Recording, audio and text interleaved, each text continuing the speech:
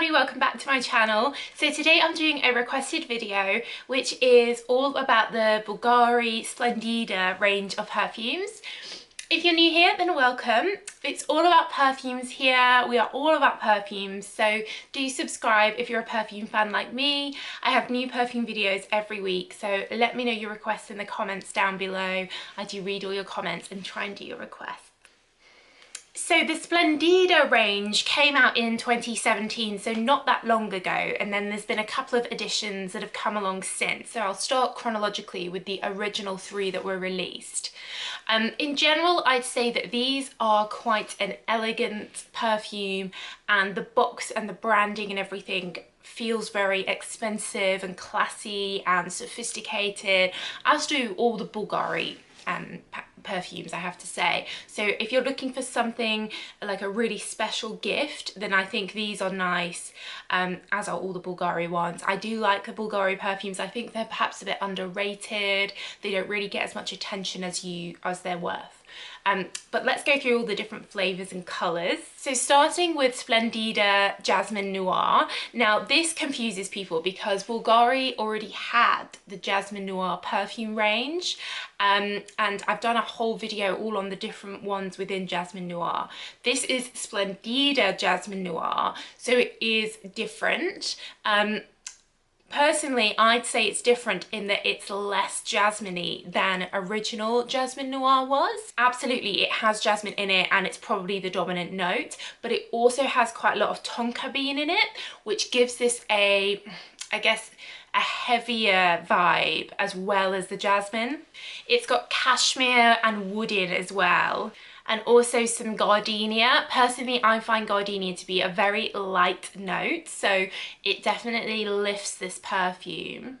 Jasmine is of course the main fragrance note in Mugler's Alien, so if you like that then definitely give this a try, but by no means is this as strong or heavy as Alien. I think the packaging and the branding and that deep colour makes you think it's going to be really heavy. It actually isn't. It doesn't really, it's not one of those perfumes that's going to last all day and everyone's going to be able to smell it on you. It's more a pretty jasmine smell, but with a depth and heaviness, like a very wintry autumnal vibe to it. I think for some reason it lasts better on clothes than on the skin. I'm not sure like why. Must be the formulation. But I used to put this on to try it out sometimes, and it definitely stayed on clothes to the next day, but on the skin it didn't really stay sort of past 4 or 5 hours. But I guess different people have different experiences. But this is kind of like a pretty jasmine. If you want jasmine but you don't want something really heavy jasmine, and you want some other things mixed together, and you want something that's warm and wintry, then this is the one. So next we have Splendida Iris d'Or. Of course this is Iris as the star of the show.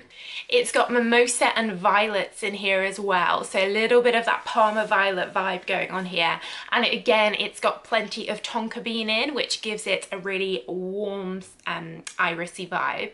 There's vetiver in here and sandalwood as well, so that sort of mixes with the iris to make this a little bit of a greener fragrance, but that tonka wood is always there making this deep and wintry.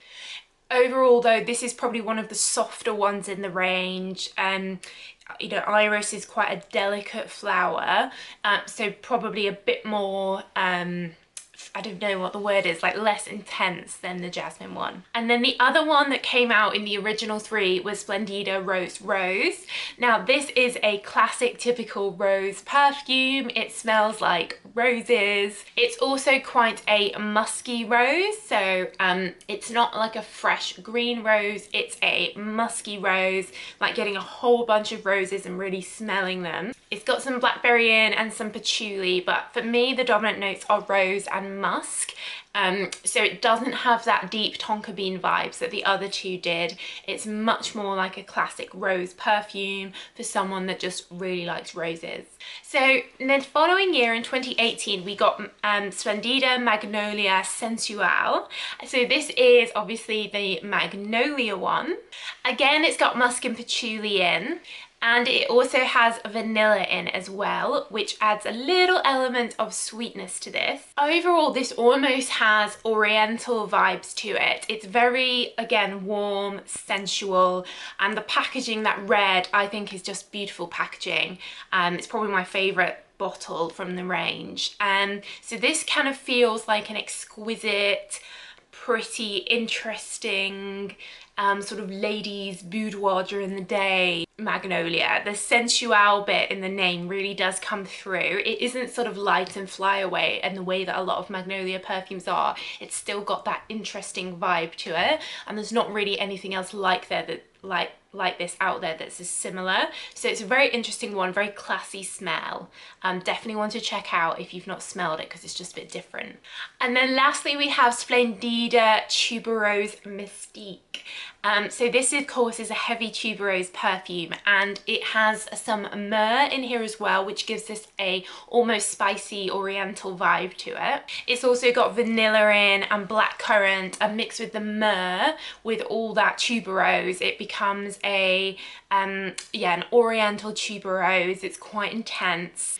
It's definitely lives up to its mysterious name. I can imagine a sort of Arabian princess wearing this, going through the desert in the winter. I don't know, it kind of conjures up sort of mysterious, sensual, interesting sort of things in your mind. I think all the ones in this range all have that sort of interestingness to them, except perhaps the rose one, which is really quite simple rose perfume, but they're all a bit different. They just feel velvety and luxurious to smell and to look at. So I think the branding and the smells really match each other. So yeah, really interesting range. Check them out if you haven't. Check out my rundown of the Jasmine Noir range as well if you're interested. And then of course Bulgari have the whole Omnia range, which I've also done a video on. But definitely if you haven't got into Bulgari, then I'd recommend checking them out, because they're just a really cool perfume house. I also love their bags as well, with the little like snake clasp. I just think they're so cool. But anyway, but that's it guys. Let me know what you think of these. Have you worn them? Do you own any of them? Give them a try if not. And of course, let me know any requests in the comments below, and subscribe if you're not already. But that's it guys, thanks so much for watching, and I'll see you again real soon.